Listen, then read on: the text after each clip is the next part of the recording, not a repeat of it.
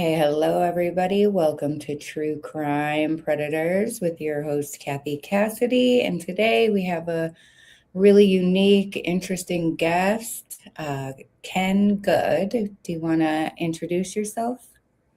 Sure. Thank you for having me. I am an attorney. I specialize in bail law.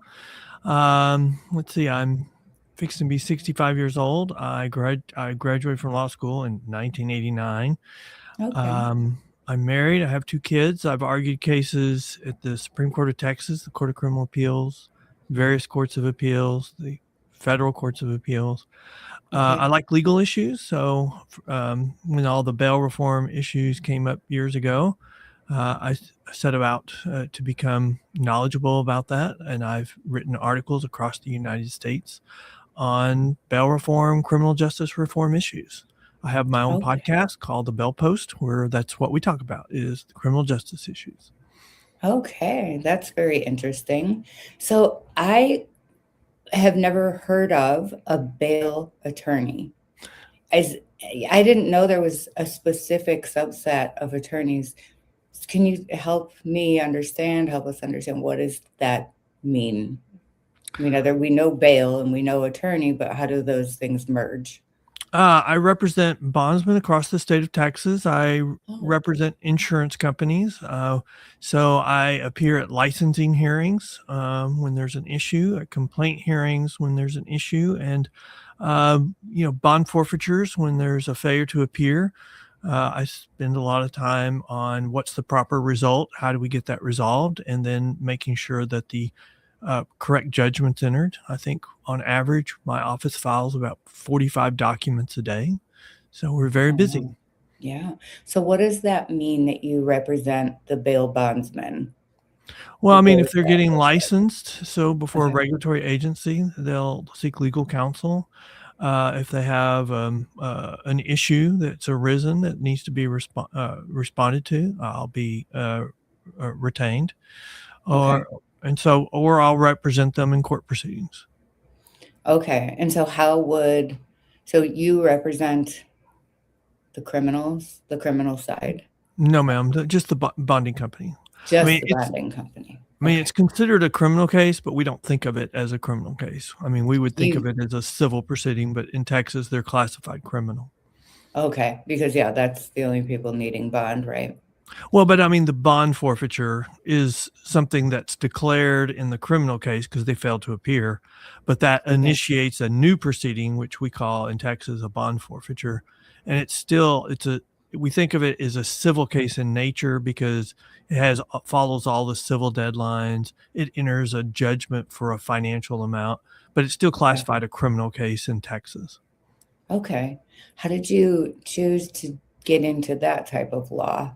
'Cause that seems very unique. Is it unique? It seems unique. Yes, it's very unique. There's few attorneys that do this, especially on a statewide basis. I would say so. I graduated in '89. I started working at a law firm. I was working on a trial team, doing medical malpractice defense, representing hospitals, doctors when they got sued. I was on court TV early on in the case. I Oh, argued wow. probably my first case at the Supreme Court of Texas as a 4-year attorney. So very blessed.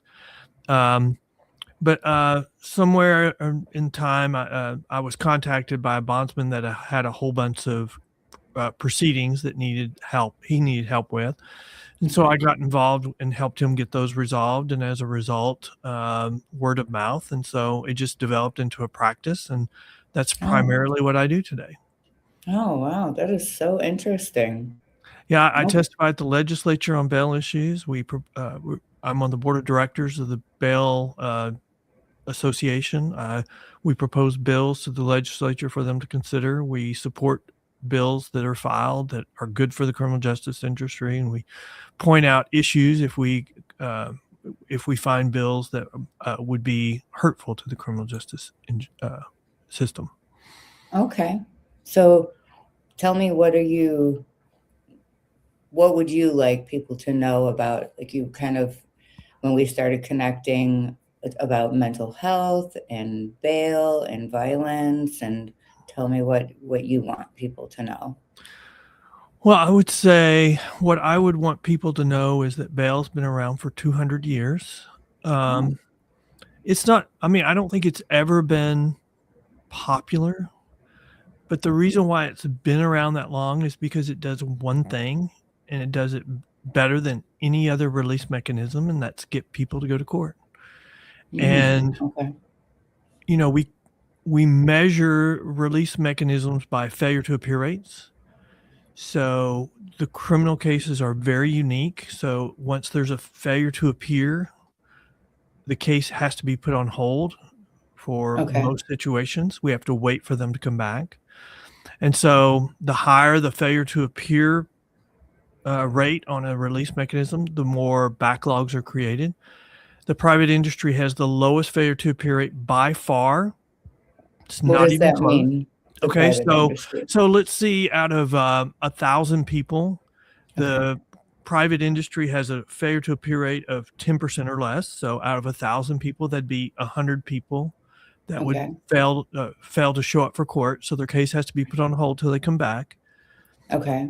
But the other types of release have a 50% failure to appear rate, a Oh, wow. 75% failure to appear rate, and you can compare, those numbers pretty quickly, 500 versus 750. And then if you're in a very large urban area where you have that many cases set every week Mhm. or multiples of that adds up very quickly. And so the more backlogs you have, the more pressure there is to just dismiss cases. And when you Oh, okay. dismiss cases, criminals see that as a green light to commit more crime. So what we don't see is in the press is that when you have large failures to appear, you're going to have numbers, you're going to have backlogs, and then backlogs puts pressure on courts to dismiss cases, because otherwise the criminal justice system will collapse in our urban areas, because they're arresting large numbers of people on average every week. And if they don't show up, then the case puts on hold. And if with these soft on crime policies, the numbers that are failing to show up get higher and higher. And I think the Okay. other thing I would want people to appear is, when we release somebody pre-trial, it doesn't have anything to do with guilt or innocence. That's a presumption that applies at trial. Okay. When we're releasing them pre-trial, it's all about what assurances are you going to give the court that you're going to return to answer the charges. And if you can't give the court assurance, or if you break your promise multiple times to come, then the Mhm. court has the right to hold you. What Mhm. the problem we're seeing in this criminal justice reform, soft on crime policy, is they don't want to hold anybody. And it's creating problems. That's one of the reasons why we have more crime, is because you're not holding people, you're not holding them accountable. And then people are taking advantage of that. So, here's the best example I can think of. So, like, we passed Proposition 47 in California, which Okay. was we were going to change certain felonies to misdemeanors. And one of those was theft under $950. And Okay. then our DAs in our urban areas in California decided, well, we're just not going to prosecute that anymore. So shoplifting increased dramatically. Yeah. There's Organized, no consequence whatsoever? there wasn't for a period of time. So Oh, wow. organized crime, gangs, career criminals saw that as a green light to just commit shoplifting. Well, yeah. It got to the point where businesses were closing because they couldn't sustain $25,000 a day in shoplifting. Yeah, that's And insane. then we When was have this? When did that happen? that was probably in the last 10 years. And then just in November, they voted to roll back Proposition 47. But the problem is the legislature hasn't funded it. So we still have a lot of problems.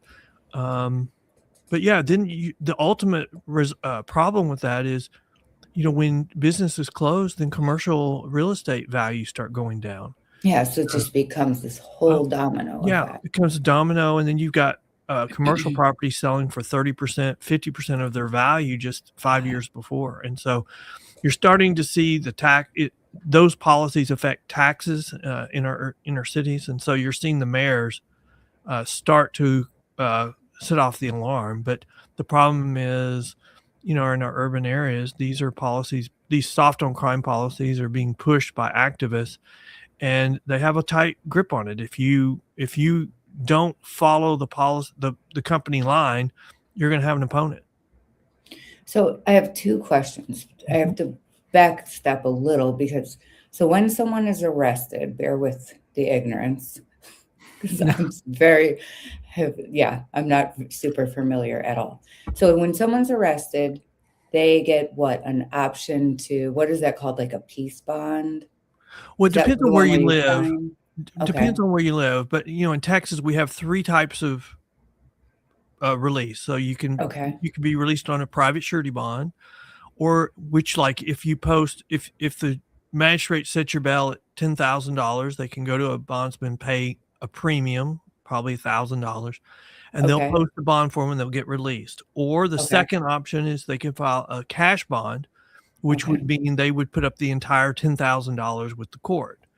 And then the Why would third one, someone do that? Why would someone not use the $1,000 over paying the full amount? well, because if you pay $1,000, you're not going to get it back because it's premium, just like insurance policy. I mean, we're Okay. insuring we're guaranteeing your appearance. If you pay the cash, the whole amount, and you do all your appearances, you do everything you're supposed to do, then you would get 95% of it back from the court. Okay. And then the third type of release is, we call it a personal bond, but it's called different things in different states. You just referenced a peace bond, but we call it simple release. You're just Okay. being released on your promise. In Okay. Texas, it would be a $10,000 personal bond, but it's just a bond without surety. So you're making a promise that you will appear and you'll pay Okay. $10,000 if you don't, but they never they never enforce those because individuals couldn't afford to pay that. Okay. Now, what makes someone eligible for each of those? Is everybody, I mean, we all kind of know Well, in everybody is not Texas, eligible for bail. the job of the magistrate is just to set bail. So it sets the Oh, okay. amount, and then the defendant decides whether to post cash or surety. And then the trial court has the discretion in certain situations to grant them a personal bond. In Texas, there's a list of crimes, violent offenses, where they're not eligible for a personal bond, and so they would have to then choose between the remaining two. So is everyone eligible for bail? You look to the Texas Constitution, and the Texas Constitution has five now, different sections about bail. Initially, it just said everyone has the right to bail unless they're charged with a capital offense. We've Okay. added over time some other things, but we just made major change to our Constitution on bail in November that just went in effect in January, Okay. and we added certain violent offenses. We listed, I think, 9 violent offenses, or 8. We call it the Abbott 8 or 9 of Abbott 9 offenses. And so if you're charged with some violent crimes and the DA's office files a motion Okay. to have you held, then the trial court can conduct a hearing, and if certain evidentiary standards are met, then you can be held pretrial until your charges are resolved. I mean, Okay. that's probably a reaction to all these soft on crime policies. Yeah. In Texas, you're known for being a little more strict with crime, which, yeah, Well, we everyone are a law always and order says, like, don't mess with Texas. well, we are a law and order state, but we are having a feud between Harris County, which is Houston, Okay. and the legislature. Houston has not really followed what the legislature has set in the statutes. And Oh, so that's caused a little bit of a rift over who sets bail policy, the legislature or the commissioner's court in Houston, Texas, okay. or Harris County. And so I think that's getting resolved because that constitutional amendment was probably somewhat a result of that, and a couple of other urban areas. And Hmm. the first 2 cases that were reported where they were enforcing the new constitutional amendment came from Houston. Okay. Very interesting. All right. And now, if we move towards like mental health and violence, and what are your thoughts on that piece and how that affects bail and families and Well, the mental health issue is a very complex issue. Historically, I mean, before Reagan was president, we had a network of mental health facilities throughout the United States. The problem with that is, mental health doesn't have its own constituency, like uh, Mothers Against Drunk Driving, or Mhm. people who oppose tax increases. And so anytime a county or a government agency need to save money, they would cut the budget for the mental health facilities. And so Oh, you have examples long before Reagan where mental health facilities were just, cesspools, because they didn't have enough funding. And you had examples from decades ago where people were either they didn't have the funding for drugs or even food. are And you so you talking about like state-run Mhm. facilities? And so Okay. you had some class action lawsuits filed across the country, and that's kind of what started the demise of our network of mental health facilities. So those kind of over the years closed. Reagan closed the federal facilities, and then over time, the state Mm, facilities lost funding. And so our jails became the largest mhm. mental health facilities in Yeah. the state, either the jails or the prisons. And so those people ended up being put in the criminal justice system. Now, with this criminal Mm, justice reform, this bail reform, we've gone through a period where we want to King's X. We want to get these people out of the criminal justice system. And so if we identify mental health issues, then we just dismiss their case. But the problem is, remember, we've gotten rid of the network of mental health facilities right. outside of the criminal justice system, and so it became a revolving door Yeah. to prison There's where no somebody, result. yeah, they get arrested, they get in jail, they get on their meds, they get Mhm. controllable, they get released from jail because they dismiss their Back criminal again. case, they get off their Yeah. meds, and then they get uncontrolled, and it's just a Mhm. revolving door. And so we're now kind of realizing that we can't just, with these reforms, just dismiss their case and then put them out on the street again without anything, because we look at the Irina girl from Ukraine that was killed in the Mhm. subway. His was a mental health issue. I The mean, guy with 72 arrests? Is that who yeah, you're they talking about? kept, they Yeah. kept. I mean, when he would commit a crime bad enough, they would keep him. So, Yeah. but For a short time, right? well, Or he what, a was even couple in years? prison for 4 or 5 years. Yeah. But we Not yeah. can't just, so if they have a mental health issue, they have a mental health issue no matter what crime they commit. So if they commit Mhm. a low level crime and we say, well, it's not bad enough for us to hold them, well, we're just dismissing them. And so that's what Right. creates it. So they just get no treatment, they get worse. And so then they commit a really bad crime. And so now that's what's happened. They're now holding this gentleman because the crime he committed was murder. And, I mean, the the solution for mental health is so elusive at this point. Mhm. I say all the time, if we could find a solution to mental health currently, we could be billionaires, because it's a very difficult decision. We've set up an infrastructure to address it that's encased in the criminal justice system, and we're now in a period where we want to send those people outside the criminal justice system, but the criminal justice system is where the infrastructure is to treat them, and that's the cheapest Mhm. option for treating them. And Really? because any other option is very, very expensive. And Um, now we have courts trying to do other options, but the backlog on private beds or mhm. facilities outside the criminal justice system are just really, really long. And so there's not really a good solution yet. No, I think, it's never dawned on me, I've work in forensics and traditional therapy, never dawned on me, and I feel a little embarrassed to say, like, why did the prisons become so overpopulated? And it never clicked in my head because the state-run facilities that were Yeah, I mean, I don't an think people realize absolute how horror many show. people are in the criminal justice system have mental health issues. Oh, yeah, And so many, yeah, I so mean, many. or in drug issues, you take those two and, that's probably more than, I mean, that's a substantial number of the population. That's why, with a lot of the high profile cases, and someone will say, well, he has autism or he has Hmm. schizophrenia. Well, I worked in the prisons and jails. Half the population has that. We Yeah. can't let it, but you can't let everybody go, because to me, as a clinician, no matter what you have, whether it's schizophrenia or you're just an antisocial personality disordered person, if you're not safe enough to be in society, that's really what it boils down to. Maybe it determines whether you go to a forensic state hospital or a standard, prison, right? Yeah, well, this is great discussion because I have a question for you. Because with your background, one of the things that I've identified on this mental health issue, especially right now, where we're using it as a King's X to dismiss the criminal case.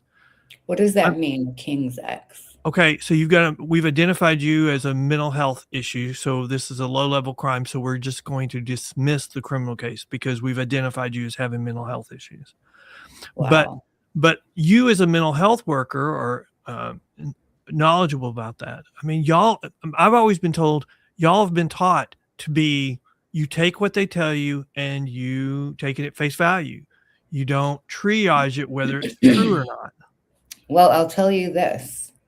So I don't know what you know about my background, if anything. So I got my bachelor's in psychology, Mm-hmm. and I got a master's degree in counseling psychology. So Mm-hmm. that's more of like traditional therapy, like what you're Yeah. describing. And we are fully taught whatever your client is telling you, obviously it's obvious, and it's not drilled, it's just part of it. Whatever they're saying, you believe them. Yeah. You're not like, Yeah, that is not your role. but let's take that and apply that to the criminal justice system where we have career criminals, we have Yes, gangs, we the have, I mean, manipulation. where they come in and say, "Oh, I've got mental issues." Well, Right. I mean, for them to be evaluated, y'all are taught you support what they You say. believe them. You Well, believe here's what them. happened to me. So I graduated with my master's in counseling psych. Straight out of graduation, I mean, I don't remember anymore because I'm so old now. Right after, it felt immediate. One of my classmates said, I'm working at the local county jail. I got a Mhm. job there. Do you want to work there? Because I know you work psych inpatient, and I think, you could handle this. I was like, yeah, I'll try it. I like the high acuity. I start working at the jail, and I'm like, I am going to get killed here Yeah. using this template application of education where we believe Mhm. everything. First thing the COs and any of the jail staff say, this was the running joke always, even the parole officers I worked with. How do you know an inmate is lying? Their lips are Mhm. moving. Yeah. So I'm like, what? Like, we're taught you believe Yeah. everything. So I went back and got a second master's in forensic psychology, Yeah. because I was going to I Yeah. felt like if I'm going to work with this population, everything I just learned, I mean, not all of it, but a lot of it does not apply to the criminal justice system. And I that's agree when with that completely. And the I problem is had to go learn the like mental what to do. health, I mean, the mental health field is not prepared No, in, no. to be integrate or to be Integrated. Yeah. incorporated Oh, into the yeah, criminal both. justice system. And there's no Yeah. triage. There's no ability to triage. You can get snowed Mhm. so easily if you have not. This is just my opinion, because after I got the degree in forensic psychology, I felt so much more prepared Yeah. and learned I mean, it is a completely different angle. It's a different interview. It's a different assessment. Mhm. You Mhm. learn how to ask motivating forensic type questions. You don't say, like in regular therapy, you would say, do you use drugs? Well, you learn in forensic psychology, you never say that. You say, Mhm. how often do you use drugs? Yes.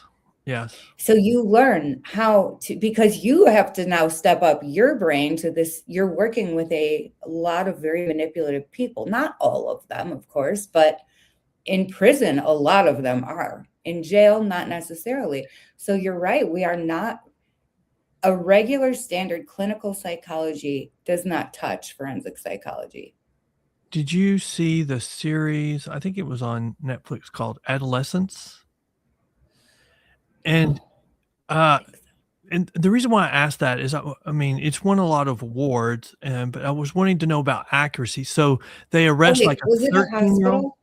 Do they arrest a 13-year-old for murdering a girl? And so they do a lot of single shots, but it's not very many episodes. But the 13-year-old one, are very young male, won a lot of awards. But the articles I've read was talking about his portrayal of mental issues, Mm. was supposedly, or interview styles, and was supposedly portrayed very well. I would encourage you to watch that. And Yeah, I mean, I well, would love to know what you thought about the accuracy of the portrayal, because he goes from he didn't do it, and I mean, he's just a little kid, and then all the way mhm. through to at the end, he's calling his dad to tell him he's going to plead guilty because he did it.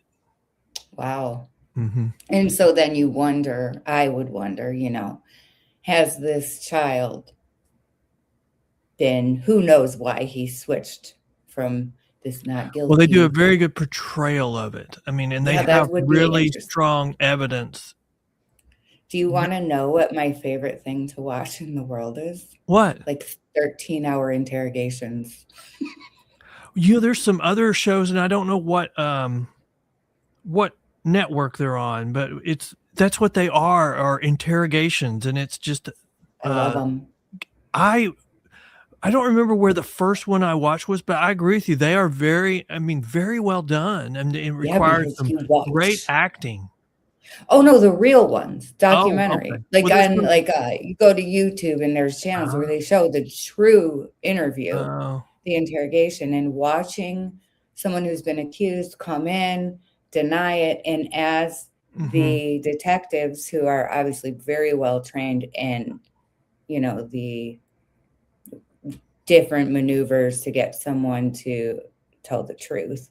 Some of it obviously can be, there's always a small sliver of other things going on. But overall, watching that system of the interview, how they do it, Mhm. there's a literal like mental massage to get somebody to say what they've really done.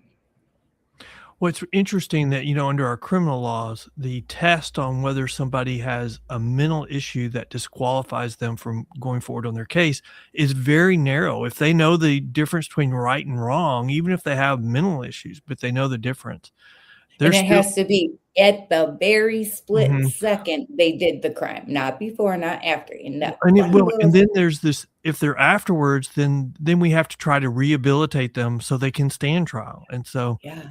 I mean, I was at the legislature talking about a case, and they were using an example of a case that had gotten lost in the system, they said, for many, many years, pretrial. And they were saying this guy was being held improperly pretrial. Well, it all turned out to be mental health issues. He was declared Mhm. incompetent, and all this time they were spending to rebuild him to competent so he could stand trial. So they thought he was competent at the time of the crime, but not afterwards. And so they spent all these years to try to get him to rebuild him, or whatever the proper terminology is. Mhm. And so it was just a complete misrepresentation of what was going on. Wow. Yeah, it is. I think, because mental illness is can be subjective. One, it depends on who's diagnosing you, how well trained are they, and how efficient are they, and how, there's it's such a, like, that's the whole thing through all of my schooling is it's a very gray area. Well, And and I would using the say a lot of test. mental health issues is an explanation of Mhm. why the crime was Why? committed, not an excuse. It's just an Right. explanation. Right. And that's where I think it's getting very Mhm. dangerous. What are your thoughts on like civil commitment? Well, first of all, I probably don't know enough about it, but in Texas, your ability to have a commitment is really limited to you can have somebody civilly committed for 72 hours if they're a danger to themselves or others, but if they're anything else, then you can't do an emergency. And I'm not really sure what the standard is for anything else. I mean, y- So like there's a prison, well, in Illinois where I'm from, the way that with sex offenders, that's who I used to specialize in for a period of time. They would the sex offenders that they would go to, have their trial or take a plea, whatever, go serve their time in state prison. Mm-hmm. Then once their term was completed, they being the prison staff, the psychologists, psychiatrists, go through a battery of testing, determine if this inmate, sex offender, was safe enough to return to Mm-hmm. the streets, or Mm-hmm. if they would go on to a indefinite civil commitment. Yes. And then they go to a state hospital, but it's a prison, but it's I would also have always thought that was unconstitutional, but the court said no because they served their time. I mean, how can you hold somebody after they serve their time? But the standard that has been used on that is public safety and whether they're a danger. And so I But how do understand they that. determine who Oh yeah, who at the end of their prison sentence is even eligible for that? it's a good point. It's a good point. Because But I I mean, think there's like how did you survive treating sex offenders? I mean, it's so crazy because yeah, I can vividly remember in school, I was in a cohort, so we were all together the entire 2 years. And everybody, when our teacher would be like, you could work with sex offenders, we were all like, what? Like, we never even thought of that. Everybody was like, we're never working with sex offenders. And then that first job I got, the first sex offender, because I had worked psych inpatient with little kids, age 5 through adult, really even a little baby with geriatric, but not really, and watching the victims for 8 years coming in fresh off of sexual abuse, like smearing feces on the wall, bashing their heads into the wall, urinating on themselves, needing shots in their little behinds, and teenagers, and watching this for 8 years. Like, I will never forget the first sex offender. I had to go. There was a pod called the Special Needs Unit in the jail, and that's where I would have to go every day and do the suicide assessments, and then also check in on. Oh gosh, how would that work? Because I can't remember now how I ended up having to check in with the first guy, and I read his charges, and he was a child sex offender, and I just remember standing like in the hallway before I entered the pod, or I was in my office, which was right next to the pod, and just praying, like, dear Lord, please give me the strength to not literally murder this guy.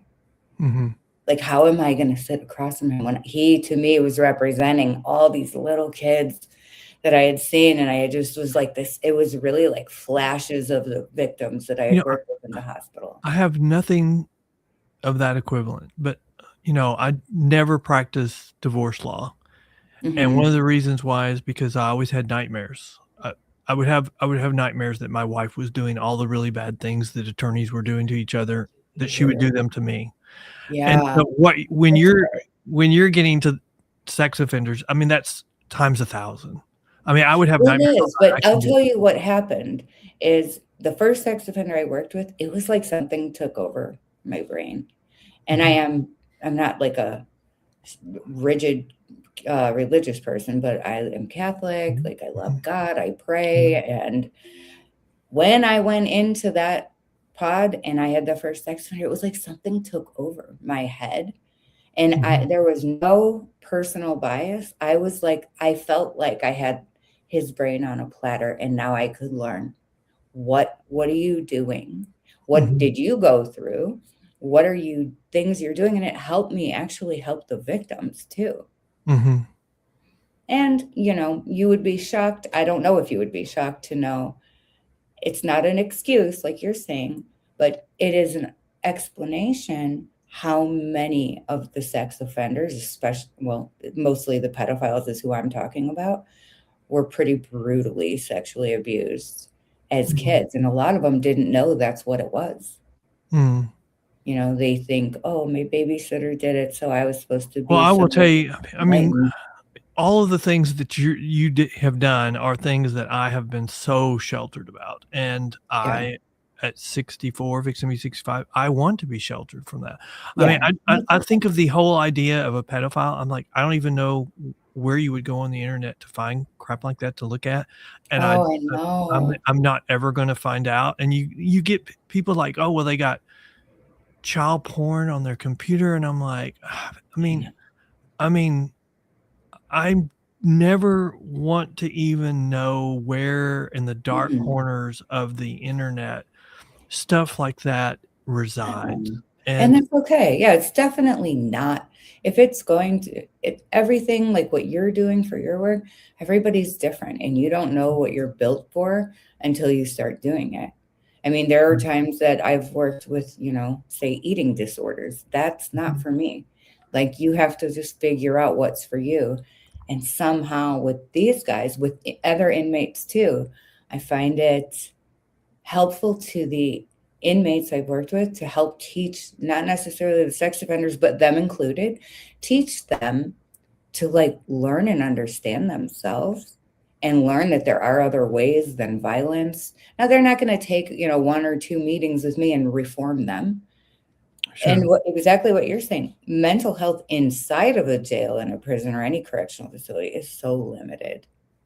Well, and that's a good point about the amount of time it takes as well. I mean, Yeah, drug rehab, I mean, uh, it has a high failure rate.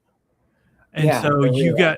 you've got to be willing to go back and push them back. And so, that was my criticism, the whole Oregon debacle where they decriminalized all hard drugs, and then they started having record numbers of overdoses every month because they had all these treatments that nobody was opting for. And the reason why is you've got to have the hammer of the criminal justice system to Mhm. give the people an incentive to go back to rehab.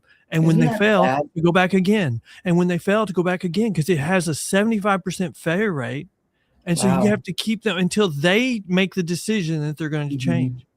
In one day. So what does that mean when they decriminalize it? Does that mean it's just not a crime? Yes, that's what they did. And now it was for a period of time, and it was such a fiasco that after the period of time, they did not renew it. And so, yeah, Oh, they oh, I didn't know that. decriminalized all hard drugs for a period of That's time. insane. Isn't that insane? I thought the Why same did they thing. do that? Soft Do you on know? crime, these activist groups pushing it, and there's like, oh yeah, when you decriminalize it, then it takes away the stigma and people will seek treatment. They set up all these treatments. Oh my I mean, God. people will not voluntarily go to treatment. You know that. Yeah, they would have gone if they were gonna do Yes, that. They if it was wouldn't be where they voluntary. are. And so they're Right. paying for all these programs that are offering treatments and 0.01% would opt to go. And so, and then drug use increased 6% during that time. 6? And 6, but drug overdoses were setting a I mean, overdoses were setting a record every month. So what you're doing is, as law enforcement, you're just reviving them with Narcan and Yeah. then getting them ready for their next hit. It Oh just my doesn't make sense. gosh. No. Yeah, it's, I was gonna tell you this other thing, speaking of, like, when people when they get bail, when they don't get bail, and this is a little off center of that. But when I worked for the parole division, specifically with Mhm, sex offenders. So, and that was my first job out of my forensic psychology master's. mhm. And that my supervisor there was amazing. He taught me so much. But I remember, like, okay, they're on parole, and here's us, mental health, which is a little bit of a conflict because you're supposed to be able to tell us anything, and we can't tell anybody because of Yeah. confidentiality. But with forensic law psychology, that does not apply. Mhm. We tell. Yeah, you're there to put it together. Yeah. So, and sometimes the parole officers were sitting in the groups with us. So, talk about like a total cloud over psychology. That's not normal. Yeah. But these guys, sometimes the sex offenders would admit to new crimes often, or we would catch them. You learn how to, Mhm. you start to feel like an interrogator. My role, we all were. It's like you're catching them, and it's this game of cat and mouse, and they have to tell everything they've done over the week or the weekend. And if we see anything, then we have to call parole and we have to tell them exactly what they admitted to, and then parole comes and we set up a polygraph. Sometimes they get arrested right there in the group. They're Wow. cuffed up in the group. And I remember one day I was new, and learning. I actually did my internship there, and then they hired me straight from there. One day the the supervisor of the parole division came down to the basement. We worked in a basement with no windows. It was very symbolic. It was like descending into hell. And he came down. He's like, I just have to meet you. I was an intern. And he's like, because you're going to get us all out of a job soon. And I was like, why? And he's like, because you're trying to send all these guys back. We don't have space in the jails. I was like, what do you, I never, you Yeah. never know anything until you're doing it. Yeah. So he explained to me that just because someone violated doesn't mean they're going back. It depends. How bad was Bob's crime compared to the other 10 guys' crimes? They have to take the worst one of the day, depending on how many beds are available in the jail that day. Yeah. And I was just devastated. Yeah. So it really, they might just walk. You kind of reminded me of a situation that, I've mentioned on, other interviews about, I have a sister who had a car accident in 1989 and she broke every bone in her face. Oh, But she had a brain injury, but she also started a 30-year addiction to prescription drugs. I've said that story, for but the what doctor's I haven't ever talked about is she went to drug rehab a couple of times. Okay. And one of them, she just disappeared. I'm probably the first one. And what it was her husband at the time had taken her to drug rehab. And so I figured out where it was. And so I was calling all of her friends, and because they knew how close we were. Mm-hmm. And then as I'm traveling to this place to meet with her to find out what's going on, her friends are telling me, because they know how close we are, they'll tell me anything. Well, Yeah. she has a boyfriend. Oh, they met in drug rehab. But she had a Crazy. husband too? That ended up being her subsequent husband after she divorced the first one. Okay. And I mean, it just became lie after lie after lie. Yeah. And I remember meeting with her, and her first husband, who I was very close to, I thought we were going to get into a fight because he thought I was there as an attorney to get her out. Oh, When I met him, I said, you need to get a divorce and you need to go for custody of the girls. And he yeah. was shocked, and and he couldn't do it because he was a wealthy businessman and his business was tied up with his parents and his brother, and so for him to do that, it would have taken him down and the rest of his family down. So he had to, Wow. and so it just became a complete tragedy. Yeah. And it was I'm a so tragedy for the sorry. next 30 years. So I mean, And these things, brain injuries, yeah. drug And issues, have did long-term the consequences. opioid addiction start from the doctors prescribing for the pain? Yeah. Yeah. And Yes. I've seen it even with dental work. It's Oh yeah. crazy Well, let's how it see. started. So 30 years later, her second husband died. I had her declared incompetent. I put her in an assisted living facility where we regulated her medications. She blossomed, Okay. but Oh, before good. she blossomed, she called me and wanted me to prove getting opiates because she took anti-seizure medications. I mean, she had always taken painkillers, opiates, and we had taken her off all of them. She didn't need them, Oh, but wow. she wanted them. And Yeah. so I said no, that I would never approve for her to get opiates without a better reason than just she wanted them. So she Hmm. proceeded to pull off all of her toenails. Oh, Mm-hmm. that's quite a So response. But I there's went, like the brain injury, the yeah, impulse control issues. Oh, that's very much impulse controls. But how we handled it was I went and visited with her. I talked to her about what she did, but then I talked to the facility about, let's give Carla, my sister, a job.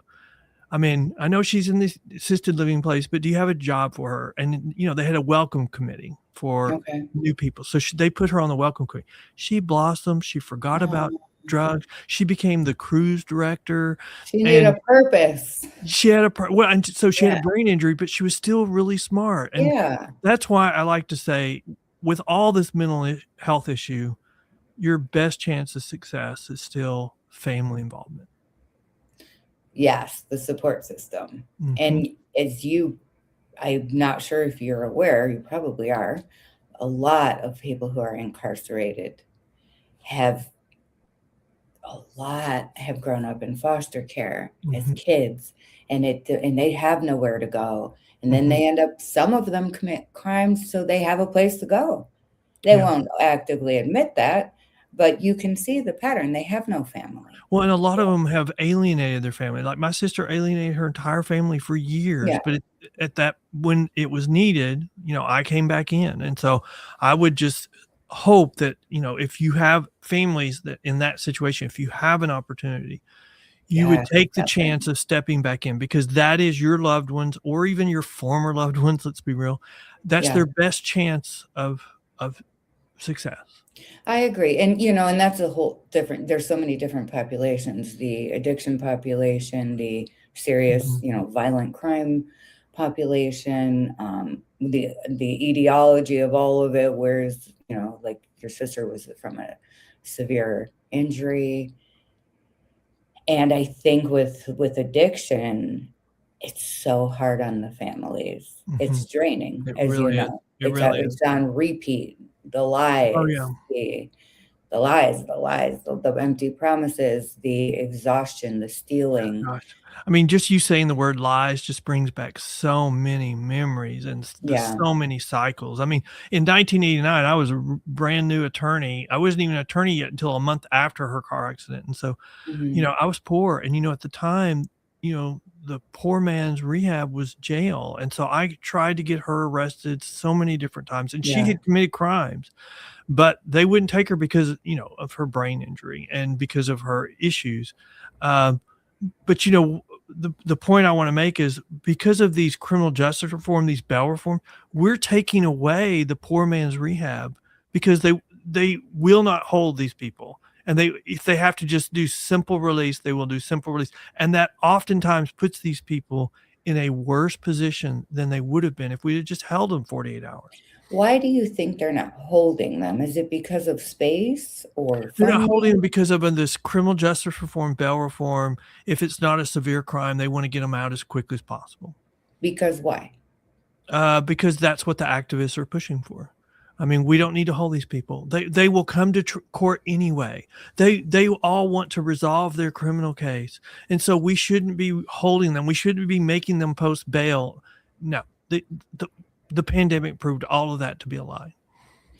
Yeah, and then you see them just go right out. I mean, I'm sure you've seen it. I have definitely seen it. They get out and they just go do something immediately. Well, and Yolo County in California, the DA's office did a study, and in that study, he compared two low-level offenders, Mhm. one on a simple release, one on a private surety bond, and nonviolent offenses, and he found that the one released on simple release had a 200% greater chance to commit a new violent offense in the next 18 months.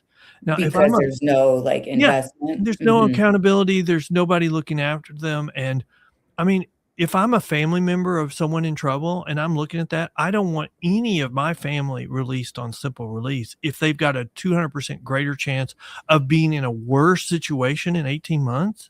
Mhm. No. Why would anybody want that? Why And would that's our where you pay system? nothing, right? You just Yes, sign? that's Okay. right. We say pay nothing and you just get released on your promise. How Why many would times anyone? are they allowed that, like a habitual criminal? Well, that's a Like good chronic point. arrests? Yeah, good question. Good question. Those, but in charge-based release systems, which is, like New York has a list of crimes, and if you're charged with something on this list, it's misdemeanors mostly now. You will Okay. be released on on no bond, which is a simple release, and organized crime. Career criminals and gangs, they learn very quickly that if they can commit that crime as much as they want, and they'll get the same result. So it's Just over charge and based over? over Endless? and over. Yeah, and so you get people that have been arrested many times get the same result because that's a charge based release system. It's So crazy. I live in Nevada now, and we have a law here. The laws are very different here than Illinois.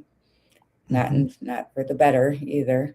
Um, they have a law called a habitual criminal. Mhm. Like you get a certain amount of felonies, I believe is how you get that title, but they still get paroled. It's supposed to be like 15 to 30 years for the term, but it's never that. And they're habitual criminals. So it's supposed to be life in prison. But what does that mean? Do you guys have that, a habitual criminal law? Yeah, and sometimes they call it 3 strikes, you're out. I mean, but Yeah. that's what they are. I mean, those we're supposed to identify the people that are committing, um, the same crime, the crimes over and over. Because, the theory is that we have a small group committing 60 to 70% of the crime. So it's kind of like a city within the city. And Hmm. it's a small group of criminals within the larger city. And then I always like to say there's a gray area between the two where people are watching every day to see what is society doing. Are we holding the criminals accountable? If they are, then they're going to be on the law abiding side of the city. But if they're not, then they're letting them get away with crime. Then they're going to agree. Then your crime's going to increase because they're going to side with the criminals because nobody's being held accountable. And so Hmm. the theory behind the habitual criminal laws is that let's identify that 60%, 70%, and then if they will not rehabilitate, then let's hold them. The problem is jail overcrowding, and people Yeah. don't want to pay for people to be in jail. The public doesn't. Just like, we won't stand for crime increasing. We won't stand for paying for holding everybody in jail. So we got to have a happy medium. Yeah. What And is that? well, What the would happy you? medium in historically has been the private industry bailing people out of jail, ensuring that they get to court, and if they don't, holding them accountable. But during this debate on criminal justice reform, where we don't hold anyone accountable, we're using simple release, and then when they don't show up, their cases get put on hold, and And then then they're just out wandering the world. committing more crimes, Mhm. getting the same result, and then eventually their cases get dismissed or they commit a bad Okay. enough crime that now they're going to be held. So that's where we are right now. And I think we're at the end of that cycle because we've had this same cycle happen in the 60s where we felt safe, we were more forgiving on our criminal laws, and then we had crime increase, and so we had a backlash. Um, the two parties couldn't agree on how to address it because the party that pushed for it refused to um, concede that crime was increasing. And so we had a backlash. We got Reagan, and Reagan had his war on drugs. We've had the same cycle just happen. And Oh, it ended with probably giving us Trump 2.0 over crime and immigration policy. Whether that's going to be sustainable is going to be a different issue because there's so much money in politics now. It's so political. yeah. Um, It's scary. it's very scary, but I think that I would say Trump 2.0 is the point where the backlash presented itself to stand up for law and order again in the national election. If we get that one more election cycle at the national level, like a president, I think you'll see both parties become law and order parties again, like they've always been. But Yeah, I that think would it's be going to need nice. that. We need order. We We need need order, Well, and that's why I'm safety. always hopeful because what we're doing right now is not sustainable. And when something's not Oh, sustainable, there crazy. will be a correction. Yeah, I think like so, in my private practice, so many my client people are scared. They're just Yeah. feeling this, like what I call like their central nervous system. It's unrest. But are you seeing a lot of people that just lack basic social skills? It's like kind of like when I was graduating from college, I went on a date with somebody that was homeschooled, and they just seemed to lack basic social skills of being able Yeah. to interact with people. And I'm concerned that coming out of the pandemic that we have, this small generation of people that lack basic social skills, and that causes anxiety, and that causes Yeah.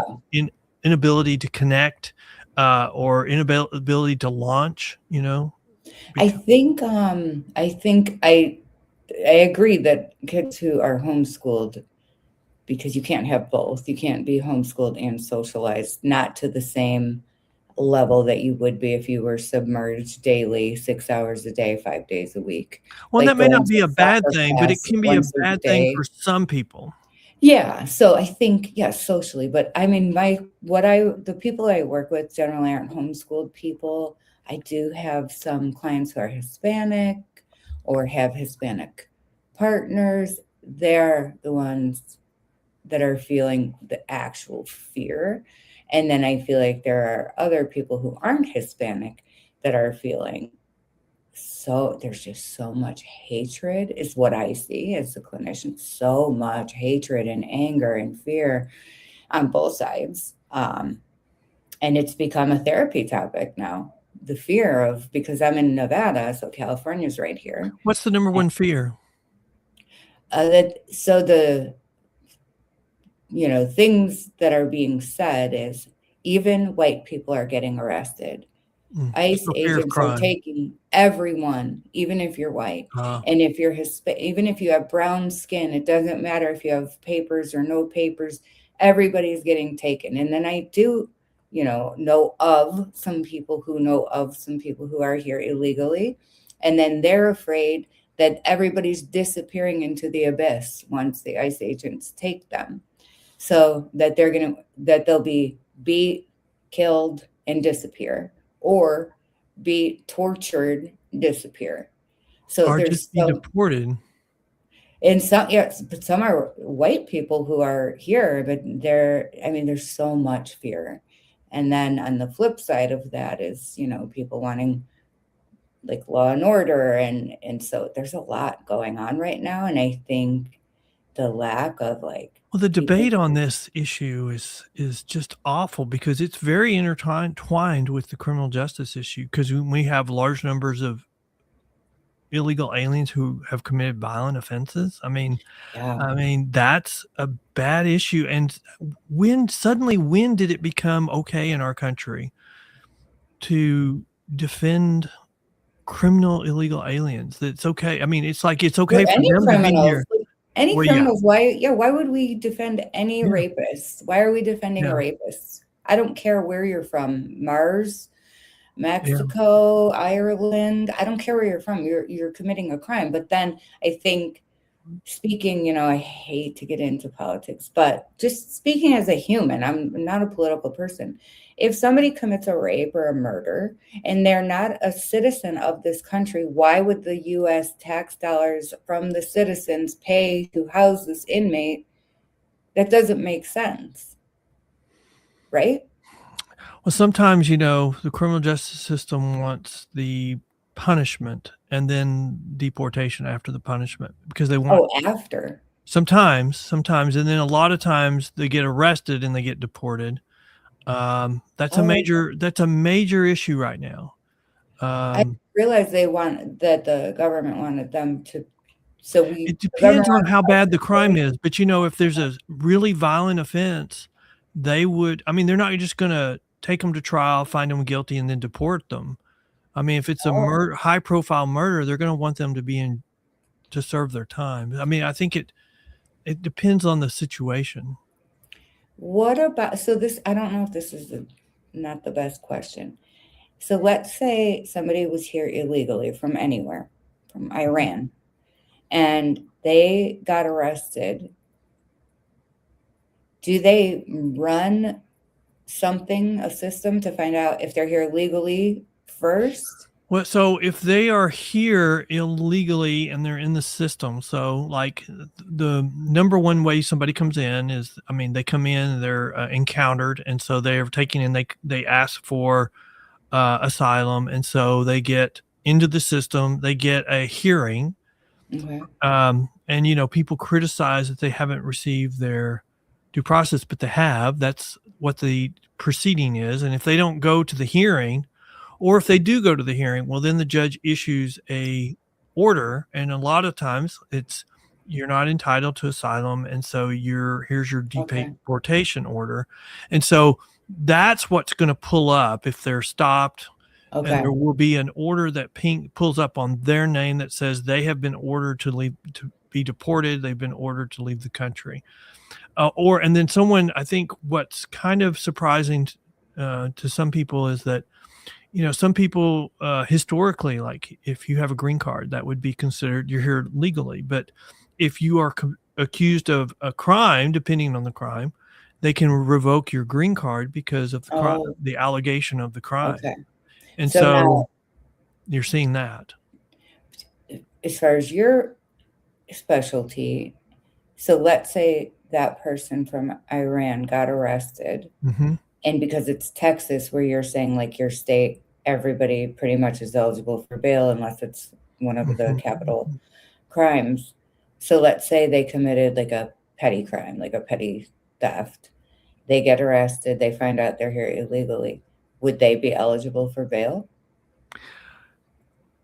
Yes, they're eligible for bail, but here's the problem. So without the bail, they would be held in jail because the county has a warrant for their arrest and they've exercised Oh, it and so served it, and so they're in the county jail. Once the bond is posted, that's what authorizes their release. And once they're released, they'll then be turned over to any other agency that has a hold on them. So you can imagine, so they post a $10,000, or we post a $10,000 bond for them. mm-hmm. They, instead of being released, are turned over to ICE, and then ICE deports them. They come up for a hearing, fail to appear, they're Oh, not coming back, oh and my the bonding goodness. company has to pay the whole $10,000 to the county.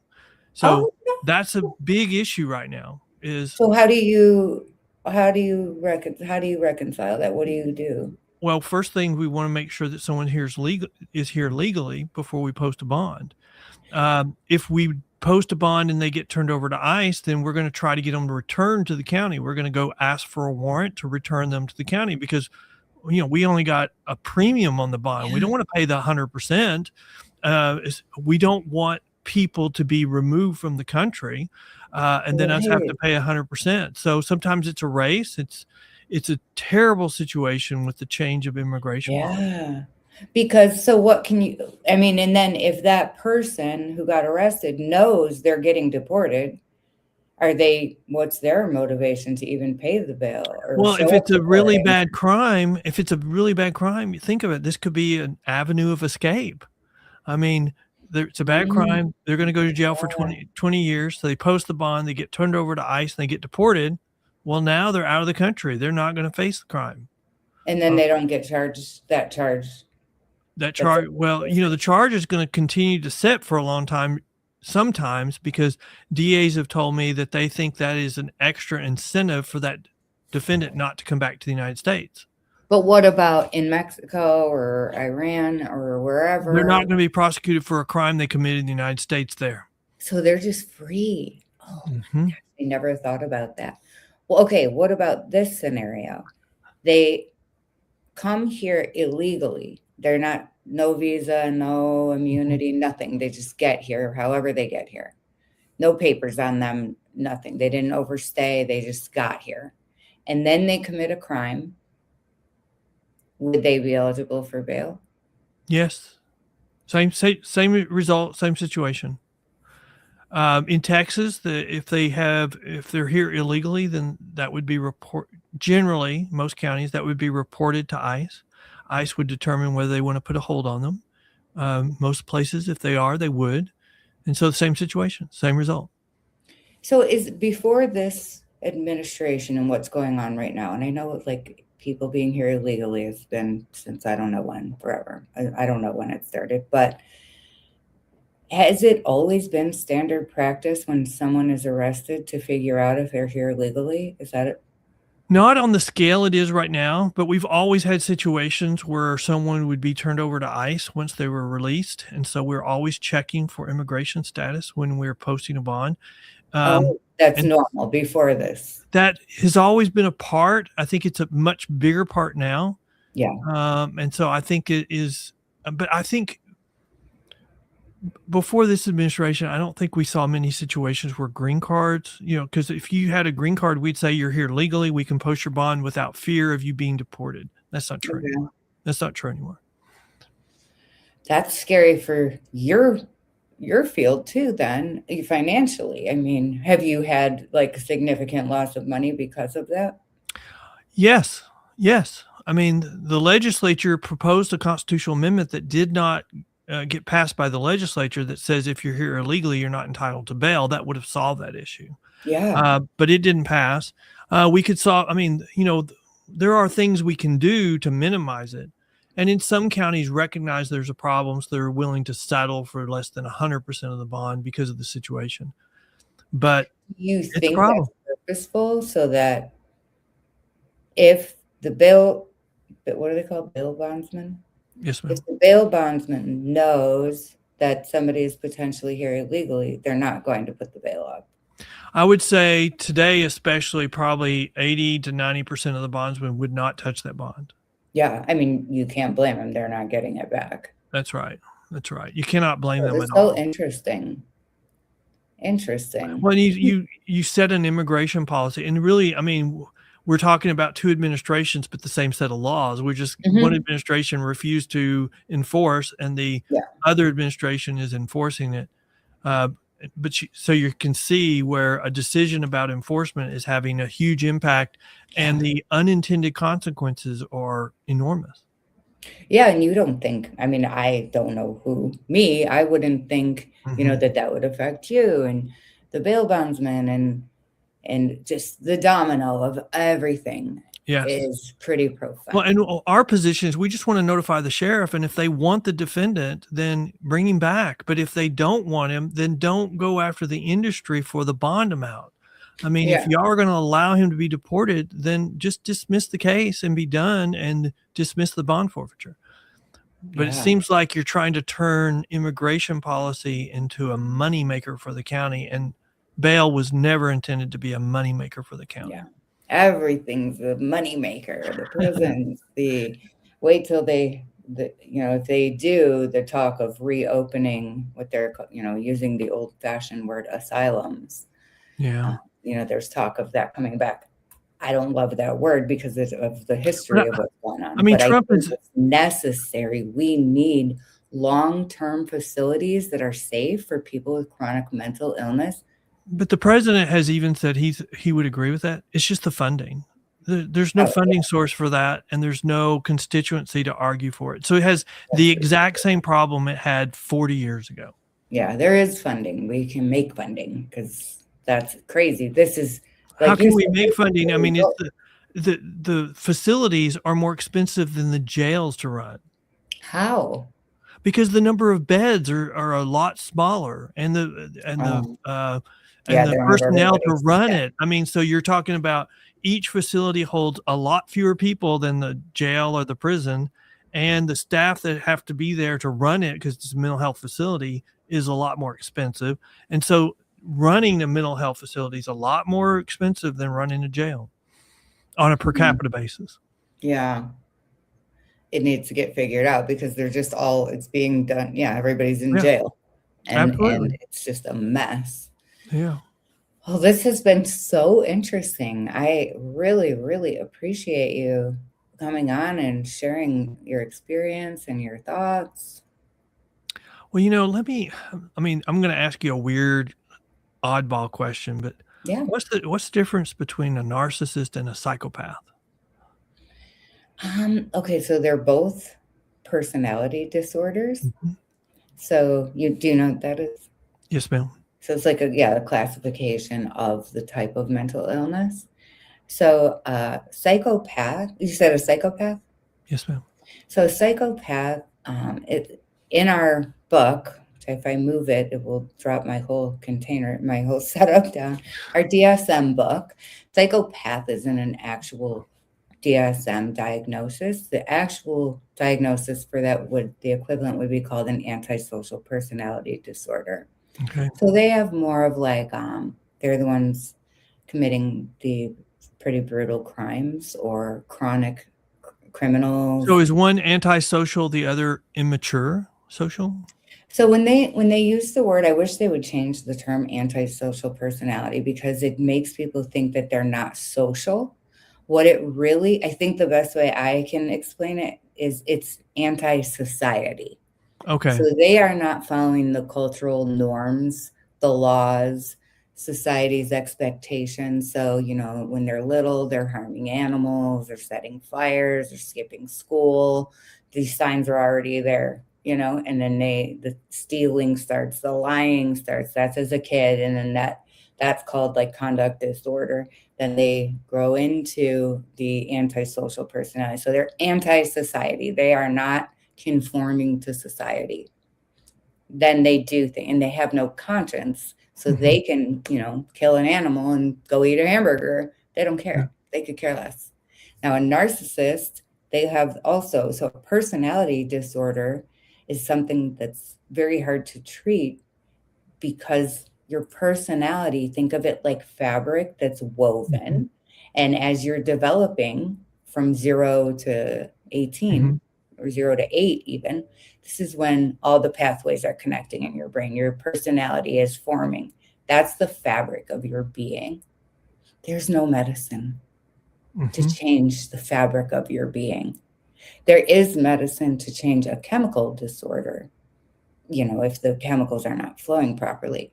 So that's why personality disorders are so detrimental, because they can be. I don't want people who have borderline personality, that's different. They're not criminals. Sure. Yeah, They're very hard to treat, but a hard to treat narcissist, because it's one of the reasons why they're created is a very insecure self-defense mechanism to something that's happened in the fragile past. ego. Very fragile. Very fragile ego coming off with the feathers. A narcissist, they are more, the way that I view a narcissist, they are more, I would say, like mean spirited. These are more of the people that are like vengeful. They're climbing, they're stepping on throats to get wherever they want to go. And Well, if then that you've got means, the professional victim who is, kind of like, always the victim, but there also has the same problems, but it's just much more veiled. yeah, that's not a narcissist. The A narcissist, covert isn't a narcissist. a covert narcissist is, you're saying that someone who's always the victim Or is a claims they are. narcissist? Claims, isn't that what a covert narcissist is? A professional victim. I guess I've never thought of it in those terms as being a professional victim. I think that they would use it as a manipulative tool Yeah. they're always getting what they want. Oh A yes. narcissist has a plan. Yeah. And it might be to become CEO of a company, and it might be to move into the lady's house because they're homeless and they just got out of prison. And it might be that they want your pills that are in your cabinet. They always have a motive going on. Well, again, and I'm out in left field now, and I'm taking us way off track. But the point I want to make is, when we get to just trying to decide about people, we have all of these other issues. Oh yeah. That So again, when we come back to talking about what we've talked about today, it is an explanation of how they're acting, but it's not an excuse. yeah. Bottom line, that's what people like. We can, and I, work in psychology, and I appreciate the psychology of understanding the why. That is a complete separate issue of the bottom line. These are two different things. Yes, we understand why. Does that excuse it? No, but it does change where you're going. Are you going to a prison? Or are you going to a mental health prison, a forensic prison? Like Andrea Yates, you know her? You know Yes, who that ma'am. is? Yeah. Oh, isn't she from Texas? I believe so. Oh, that's right. I don't know how. Yeah, I mean, she had postpartum psychosis. Yeah. And she killed all of her kids, and she is in a civil commitment center probably for the rest of her life. So yes, we understand why, but she still did it. Yeah. So, Well, and we hope that it's so rare when that happens, because I don't think as a society we're really equipped with, okay, a mother killing all of her children, and there's a mental thing that explains that. And because when we see children that die drowning in their bathtub, yeah, and we want to stand up for those children, and standing up for them is not, we want to hold somebody accountable for those deaths. And so sometimes I think society is not equipped to say a mental health condition negates that. And so it applies very rarely. I Hmm. think we use it very rarely, and Yeah. honestly, it probably could be used more than it is, but I think society has a hard time with that, and I think they're hard time understanding that. Yeah. I agree with you. I agree with you. Yeah. And that's a tough thing. A civil commitment, it seems to be like a indefinite civil commitment seems to be very hard as it relates to like your constitutional rights. Well, but So, also it's like, it's expensive. I mean, yeah, more that's, expensive than putting them in jail for the rest of their life, and so, yeah. because they need treatment, and they need, and then the problem is, okay, so what happens, so postpartum depression, that kinda tells me that she could be rehabilitated. I Um, mean, and that's the goal in a civil commitment in a forensic setting, in a forensic hospital. The goal is to rehabilitate. so but The she likelihood is very low, though. I think the percentage of well, people who are rehabilitated is very low. with postpartum, Mhm. depression, because I mean, this crime happened in 2001, so she's been in, she's that was 25 years ago, uh, Yeah, this wow. this June. Um, wow. I mean, she's 61 years old today. Oh I my mean, gosh, just that's crazy. 61 years old now. I mean, Um, look at the guy that tried to kill Reagan. He was eventually rehabilitated. Look oh, at really? See, that's very rare because they get evaluated, and each state has whatever they set up for how frequently a patient, because now they're a patient, they're not an Mhm, inmate, for how frequently they are reevaluated. And I think it's once a year. mhm. They're constantly being assessed, like every, I think, quarter. And then once a year, they have a full reevaluation, at least the states I know of. I don't know if that's everywhere. That's very, very expensive. And Yeah. then their likelihood that they're ever going to sign off and say she is good to go, and that's on their license, their, I don't know the right word, like they're saying, yeah, she's good to go. So she goes out, or anyone who's civilly committed, they're not guilty by reason of insanity people, then who's liable if all these doctors sign off, yes, he's good to go, and then he goes out and kills a bunch of people, the hospital, I am assuming, would be liable, right? Wow. I mean, that's really sad. I mean, that's sad from the standpoint of we don't, I mean, there's systemic issues that are Mhm. working against people. I mean, and I don't, I mean, the only other postpartum depression I've ever remember hearing about that was severe is I remember Marie Osmond when she was having kids, Oh, that she had severe postpartum depression. I didn't know Um, that. Well, Andrea Yates had postpartum psychosis, which is okay. different. Yeah, psychosis, so it's like schizophrenia. Okay. You're hearing voices, you're seeing, Okay. and That she makes had sense. delusions. Yeah. So postpartum depression is can be very horrible, but you're not hearing voices and hallucinations and paranoia. So I hope, I didn't know Marie Osmond had it, but I hope she didn't have psychosis. And some people do No, have she did not. I mean, postpartum I just psychosis. and you know what?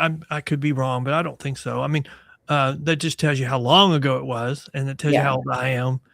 And I think she's talked about how she had severe depression after having Yeah. each of her kids. It's brutal, yeah, and everyone who gets psychosis isn't killing their kids either, so I just wanna make Mhm. sure I put that out. I mean, that Well, was and an that's a good point. ridiculous. One of the things that we, you know, need to say, and I'm a religious person, and the fact that, one person is Andrea Yates and the next person is Marie Osmond doesn't have those issues, and then the next person has a normal pregnancy. I mean, Mhm. I look at that and I go, there's no rhyme or reason. There's no explanation for the difference between each of these people. It's just by the grace of God, Yeah, you and I weren't didn't have that result. I And know. there's no explanation. I mean, I tell people, God gave us free will, and with free will comes consequences. Mhm. And some of these consequences are terrible, but that's the Yeah. price of having free will. Yeah. Yeah, you're right. I mean, I agree with you. it's tricky. Humans are very complex, and it's hard to have this like system in place where it's like a one size fits all. I don't think that's possible, and we're in like a disaster zone right now.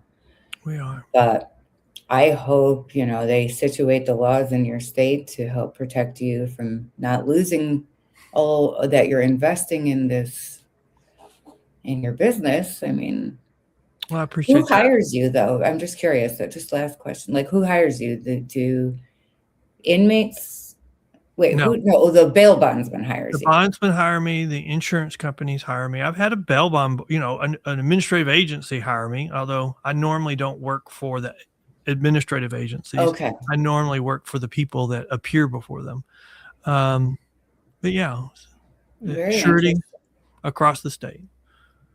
Okay. Well, thank you.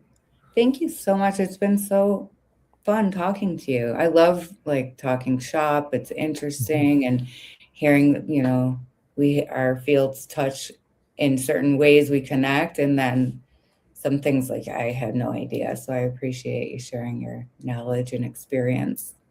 Well, I appreciate you having me. It's been great. I would love to have conversations with smart people, and Yeah, you're a thank wealth of you're a great resource on the mental health issues. Yeah, if you ever need it to run by anything by me, I might not know it, but I'll do my best. And you contact me anytime. Feel free. Thank And I'm you. going to check out your podcast. What's it called again? The Bell Post. You can go to pbtx.com, which is our website. We have a blog. But we also have links to our podcast, or you can Okay. go to thebellpost.com and you just go there directly. BAIL.